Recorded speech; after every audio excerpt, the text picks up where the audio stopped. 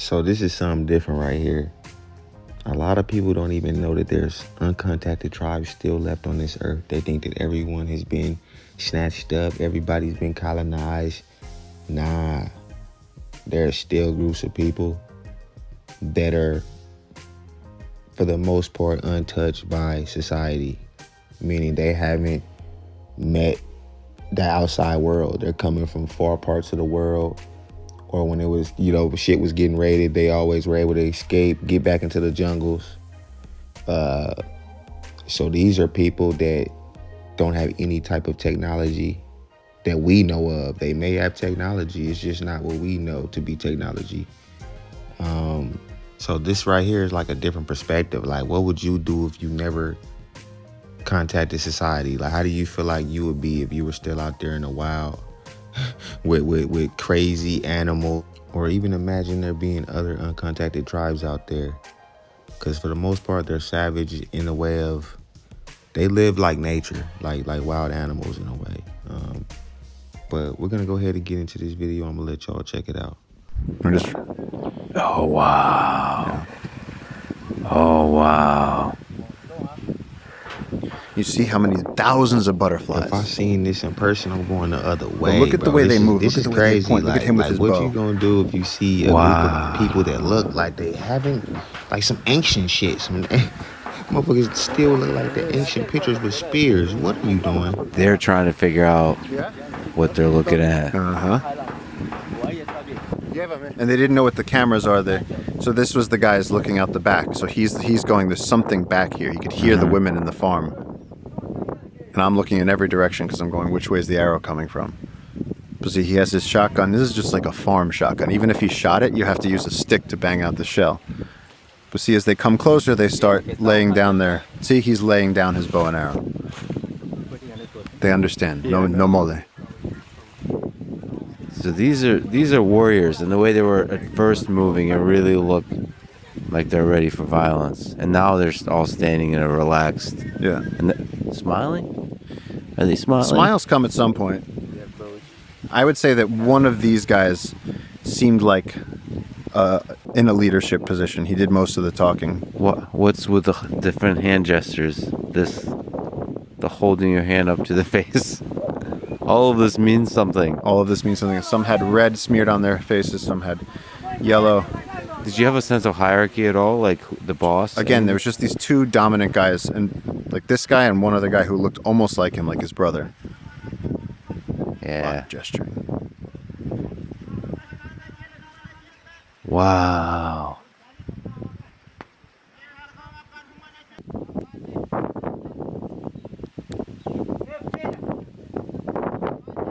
This is incredible, Paul. Yeah. You see the rope. Yeah. Some of that rope is... Yeah, I can kind of tell who the bosses are. Right? Alright, so a few of the...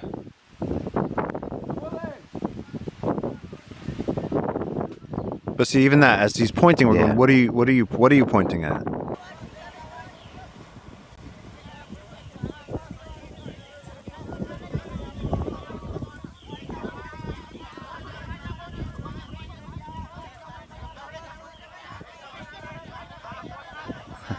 You guys are nuts. You guys are nuts. You see as though they're rushing in, there's this desperation. They're hungry. Is that in the water? Is that Rommel in the water? In this particular video, it's a guy named Liner. But like, see these guys, they're fighting over it. It's not that we're all going to share it later. It's, I get mine, you get yours. And so what does that mean? Yeah.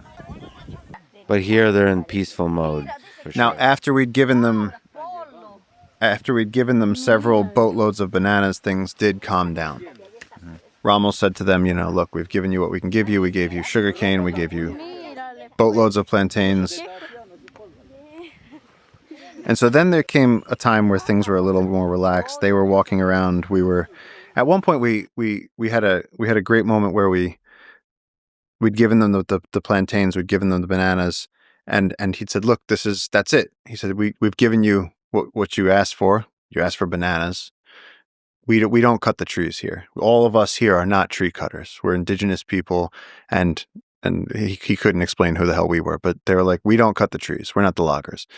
And they're like, okay. So then at some point, Ignacio went out and like sort of like started, he'd go like this and they'd go like this, and he'd like dance a little bit, they danced a little bit, and then there was this very human moment of just sort of joking. So even Ignacio warmed up. Once he realized it didn't seem like anyone was going to die that day, things did calm down. It was a false sense of security. Here, I'll show you. There's a couple more things that are relevant here, though. Yeah, this is just them interacting with the boat. This is truly incredible, man. But then they don't have boats. They don't have stone tools. They don't... Imagine if you showed them ice. They wouldn't... This is historic. I mean, you hear Percy Fawcett encountering the tribes. We've heard of anecdotal accounts of the tribes. This is the first time that the tribes have been filmed, that we can hear their voices, that there's a documented interaction happening. I mean, look how comfortable he's getting. He's so close. They asked him for his shirt. He gave his shirt. They asked him for his pants. He gave his pants. He was in his underwear. Yep. You see the shirt that's over his shoulder. Ignacio took off his Jungle Keeper shirt and threw it to the anthropologist, and then the anthropologist walked it off and threw it to them. So over the shoulder of that uncontacted naked warrior is a Jungle Keeper shirt with the logo showing. So they're like their second shirt. You just upgraded that guy's status in the tribe. He's gonna be the new boss with that shirt. And then we were left with watching them walk off the beach into the jungle with everything that we'd given them. And they were gone. And so we went downriver the next day, and the community said to us, okay, now you understand this is real. This is terrifying. You felt that fear. You have a duty, if you're going to protect this river, to protect us from them and to help us figure out what future they want. If they want to come to us, if they want to learn farming, whatever it is, that's fine. But they were like, we need protection from you guys. And then in this video in the beginning, I'm sort of narrating to the camera and walking around right as they're coming up the beach. But you see this guy right there in the blue shirt. Mm-hmm. That's George. And he was very friendly, very confident with this. He said, don't be scared. They're not going to hurt us. And the next day we went back to town, long journey back to town. Go to sleep. We wake up in the morning and we find out that the following early morning, our friends in the community had said, okay, the tribe is gone. We gave them all the things they wanted. We gave them sugarcane, bananas. We said, please come back. You're welcome here anytime. And George was driving a boat, and there was people on the boat. And as they were going upriver, the tribe, 200 of the tribe ran out, surrounded the boat, and they started firing arrows, and everybody else could hit the deck and get under the benches and hide behind bags of rice. George was driving, and he was leaning back as he's driving. He's driving as fast as he can, and one arrow came in just above his scapula and came out by his belly button. And so he had that 7-foot arrow tip through him. And so they pulled him out, and I saw the boat afterward, and there was just, horrific amounts of blood all over the boat, and he had to be medevaced out, and somehow he lived. And we were able to help getting him a helicopter, getting him evac'd, all this. But again, you just go, these people came out of the jungle and they asked for bananas. We gave them bananas, and we, in every way possible, said we mean peace. We want friendship with you. And then the next day, they attacked. What do you think happened? Why do you think their mind turned? Or maybe this has to do with the role of violence in their society. Maybe it's so integrated into how they interact with the world that they don't even see that as a fundamental shift in the interaction. I don't know. I don't know what to make of it. And the only thing I can think is that the way they hid the women from us, you don't know, for them, maybe we're not allowed to see their women, or because the one thing that we got was that as George's boat and this other boat were going upriver, which is how they live. It's not like they were doing anything wrong. These people live in a community days into the Amazon. They were going fishing. And so they came around a bend, and I think they spooked the tribe. The tribe might have just acted defensively and said, we don't know who this is. The motors could have set them off. We don't know. They shot him. And then the other thing is the thing with the necklace. I've asked anthropologists about this, and their answer was that at this point, they said, you know more than we do. But that. Yeah. Because 2 of them had the exact same item around their necks. And it seems to be a Brazil nut and then some sort of casing around the side. And it looked like animal teeth positioned in there. And it's like, what are you carrying? Are you carrying medicine? Are you carrying some sort of a totem? But both of them, and it's not a comfortable thing to wear around your neck, a grapefruit sized bigger. Do you have a sense that that's a container, or is it just like a totem? It seems like a container. They didn't let it get wet. They cared for it.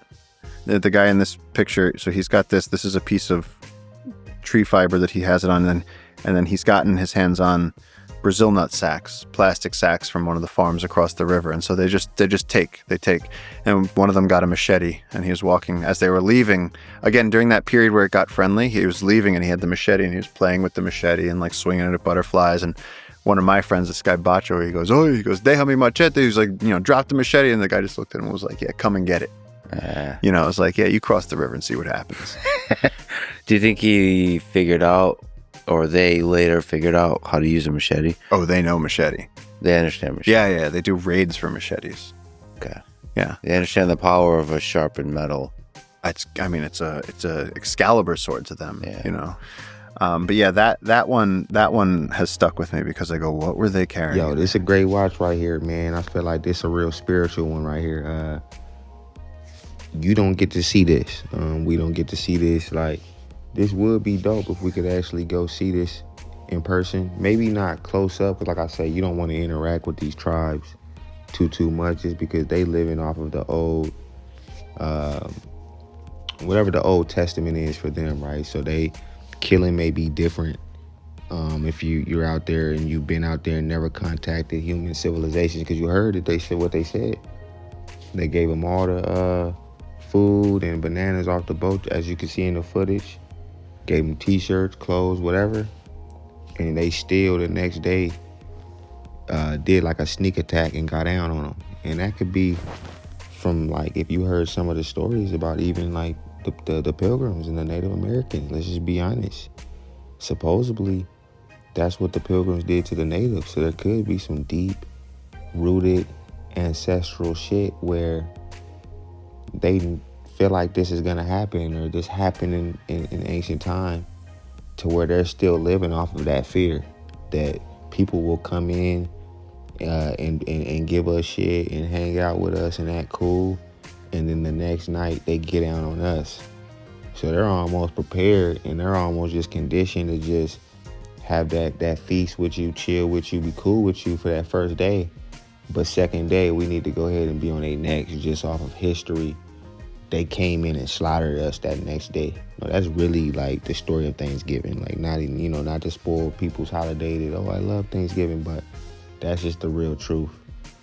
So when you put that into context, they may be still moving off that parameter. That in ancient, and you see they're not like a big tribe. Like, think about it. That's like a group of people. That's like, you know what I mean?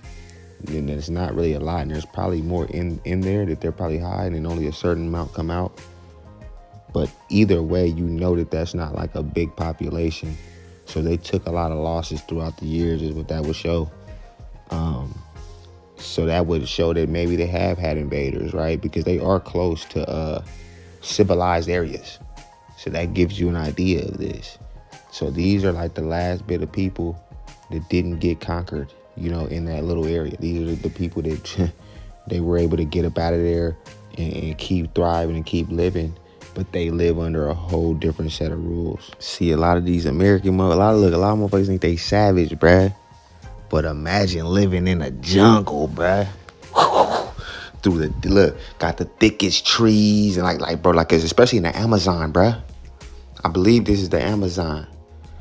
Bro, they have the biggest animals, the biggest bugs and insect life. Bruh. Just imagine, just picture wild ass fucking animals attacking you in your sleep and shit. That's the type of savage this is. A lot of people that's living this city life, or they've been colonized, what may have you. They wouldn't last over there right now, because over there, I believe the rules are different. They're going off of a different set of morals. So I don't doubt that they wouldn't kill somebody in their tribe if they had to, for just whatever reason they feel like they want to do it. And in that society, it's cool. Because you've heard of the ancient sacrifices and the different this and that. That could be a thing still, right? Especially if you haven't met up with, the civilized people. You could be killing people and burying them in the jungle and no one will fucking know, right? So it's a real type of savage over there. And then there's different tribes. So there's people stealing, people from tribes, taking them, doing things with them. It gets crazy. But hey, let me know what y'all would do. Let me know how y'all think that y'all would handle this. Y'all think y'all would survive? Or are you toast? See, me, I'm in the middle. I feel like I'm a conditioned type fella. Like, I feel like if I was there, I would be able to, kind of adapt to whatever situation was there for me at the time, I ain't saying I would be the best hunter. I'm not gonna be the best hunter, the best killer, warrior, whatever, you know what I'm saying? But I think I definitely would hold my own. You feel me? But that's my take on it. I'm up out of this thing.